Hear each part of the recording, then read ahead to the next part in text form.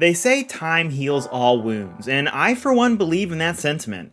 Sure, E3 may be dead, we here at the Co-op Bros have paid our respects in our own ways, but it doesn't mean that the machine stops churning. Summer Games Fest in the year 2024 has come and gone without merely a whisper of its predecessor, and that'll be just fine because we have a ton of co-op news to go over. New games were announced, new dates for releases were revealed, and new looks at games we thought might be long gone were brought back from the dead, no pun intended. So let's go over the big ones. Here's our take on the biggest and best co-op specific announcements this year had in store. Of course, keep in mind that we aren't covering everything. That will be saved for our co-op monthly we deliver at the end of each month. Consider sticking around with a sub if you want to get even more than what we delivered here. Indie games have seen some massive success this year, and a lot of the showcases from the season continued that momentum by putting the spotlight on indie titles. One such title is Stormforge, which made its worldwide debut at IGN Live. This is an 8-player online co-op open-world survival crafting game with a really nice cel-shaded art style. Now look, I know this is a crowded genre and we only got a 45-second look at this game, but it's doing enough to pique our interest and make its way on the list. Stormforge promises distinct character classes, a robust building system, and a crazy weather mechanic that will send you and your friends running away from a giant fire tornado. That all sounds like a ton of fun to me. It does help that this game reminds me a bit of Tribes of Midgard, and as a big fan of that game, I'm totally down to check this out.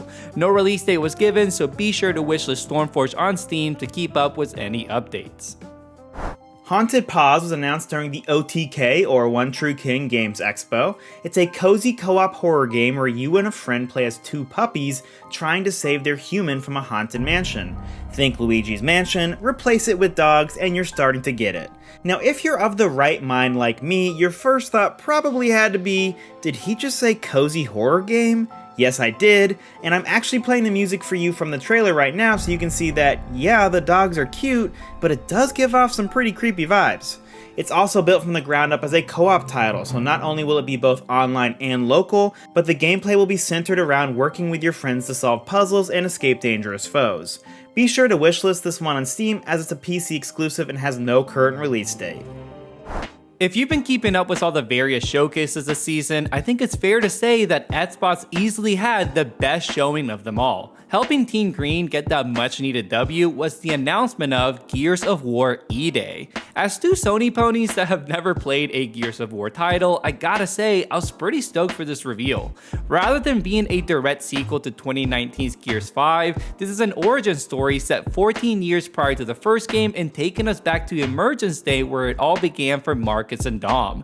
We didn't get any gameplay, but I think it's fair to assume the game will feature 2 to 3 player local and online co-op, plus a 5-player online horde mode, which was all pretty standard for the mainline titles.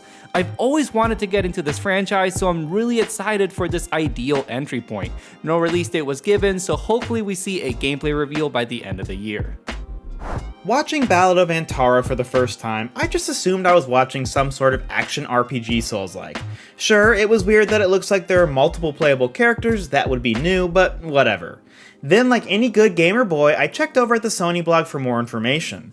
Turns out those multiple characters are different classes you can play as, the game has 3-player co-op, and is also free to play? Yeah, that last part isn't so encouraging, but it certainly is an intriguing proposition. What we see here looks fun and flashy and does sort of hit an Elden Ring vibe, plus the game promises a narrative-led campaign on top of an ever-growing world with missions to complete over time.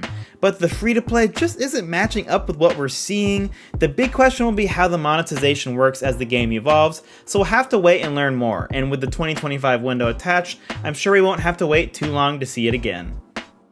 Much like the zombies featured here, State of Decay 3 has indeed come back from the dead. After its reveal at an Xbox showcase back in 2020, it seemed like the game was doomed to development limbo. Thankfully, we got a long overdue trailer for the 4-player online co-op survival title at the recent Xbox showcase, reminding everyone that it is very much alive. The trailer is a mix of cinematic and in-game footage, giving us a tiny glimpse at what we can expect. I did my homework and read the Xbox Wire blog on the game, so you don't have to. You're welcome, by the way. In it, the team at Undead Labs talks about how they've worked with Obsidian to create a shared open world that can be owned by multiple players, which is of course music to our ears. The team seems very dedicated to making this a great co-op game, so I'm super eager to hear more. No release date was given. Again, hopefully we get a big deep dive soon. Coming from the same brilliantly disturbing mind that created Choo Choo Charles is Cuffbust, a prison escape simulator you can play with up to 20 players online. Watching this trailer for 5 seconds gives you a pretty good idea of the potential for some seriously great chaotic fun. You've got destructible environments, proximity chat, and ridiculously strong spoons at your disposal. It's going to be a good time. Plus, with multiple routes and the potential to help strangers or maybe even betray your friends, there's probably going to be a lot of replayability here. We'll have to wait a little bit to see it live, but I think GTA 6 just got its biggest competition come 2025. We've had plenty of you comment about No More Room in Hell and how great it is in co-op. We never got around to it ourselves, but I'm starting to see why it has a cult-like following, as this sequel announcement low-key became one of my favorite things to come out of Summer Game Fest. No More Room in Hell 2, for the unacquainted, is an 8-player online co-op survival zombie game featuring a permadeath mechanic and some pretty hardcore gameplay. Unlike the first game, this one is being developed by the team at Torn Banner Studios, known for the great Chivalry series. That alone has me pretty stoked, as Chivalry 2 is a great game with some excellent first-person combat, so we can assume they'll bring some of that into this title too.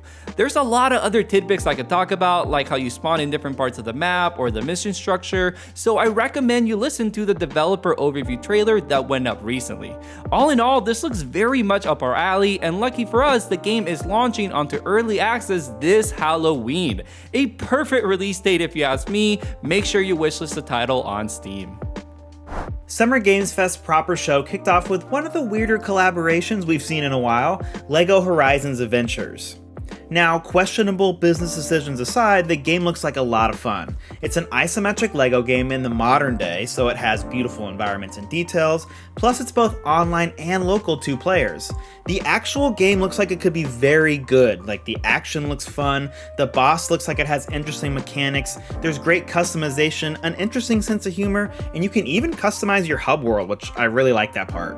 But of all the Sony properties to make a LEGO game out of, Horizon? I'm a big Horizon fan, don't get me wrong, but I don't know of many kids born in 2013 and above that will recognize Aloy and Friends, or people of my demographic willing to return to the simplicity of LEGO game mechanics.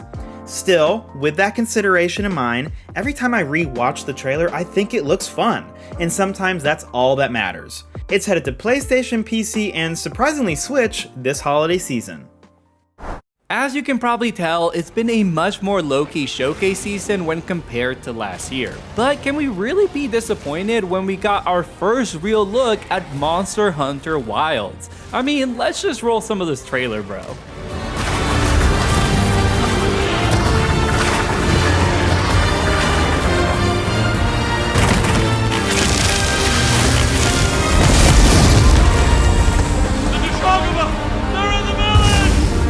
Don't worry, the hunter is here. Just watch. You'll see what hunting is all about. So yeah, this looks freaking awesome. The mounted combat, the graphics, carrying 2 different weapon types at the same time. Yeah, they're definitely cooking on this one. We also got a look at some of the different side characters we'll be hanging out with, and I really feel like they're doing something different with the story and presentation this time around. It feels a bit more grounded, and I definitely dig that. Wilds is really shaping up to be a worthy successor to Monster Hunter World, and with a 2025 release window, we couldn't be more excited.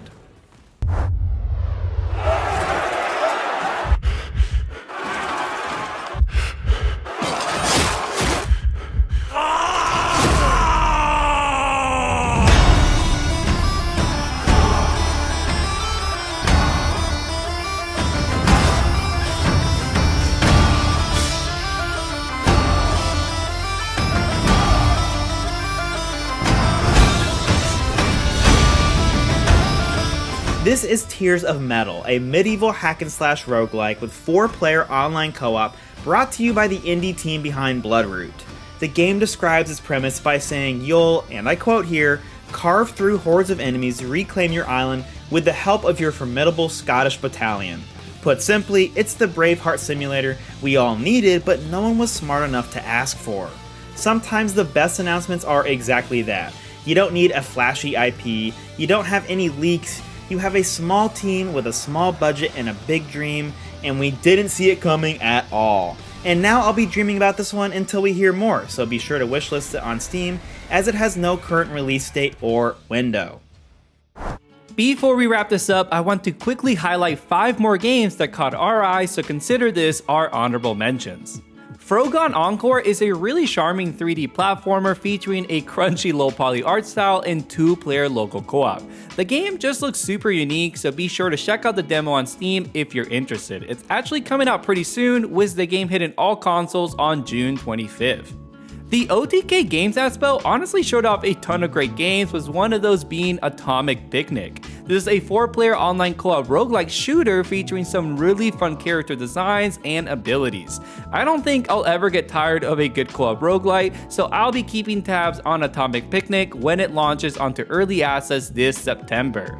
Phantom Line saw its worldwide debut at the PC Gaming Show, and I definitely leaned in when I saw this trailer go up. This is a 4-player co-op shooter set in a post-nuclear European map with a lot of weird paranormal stuff going on. It looks super spooky and therefore very much up my alley. If you're interested in checking out the game, join their Discord so you can be part of the first playtest running now till June 18th. Not to be confused with Stormforge, Storm Edge is a 2-player local co-op roguelite featuring some really slick magic combat. The art style is also a big highlight for me, kinda reminds me a bit of Crawl and other games with that retro top-down look. It's targeting a 3rd quarter release for this year, so be sure to add this to your wishlist to keep up with any news on it. Our last mention is not a new game announcement, but rather a new mode that pretty much reinvents the original game. I'm of course talking about the Cult of the Lamb Unholy Alliance update. This update adds local co-op to the game, and I never saw this coming, honestly. Cult of the Lamb was one of my favorite games from 2022, and I know for a fact that co-op would make it even better. Look forward to the free update launching on August 12th. Alright guys, there's your convenient breakdown of all the essential co-op announcements coming from Summer Games Fest 2024.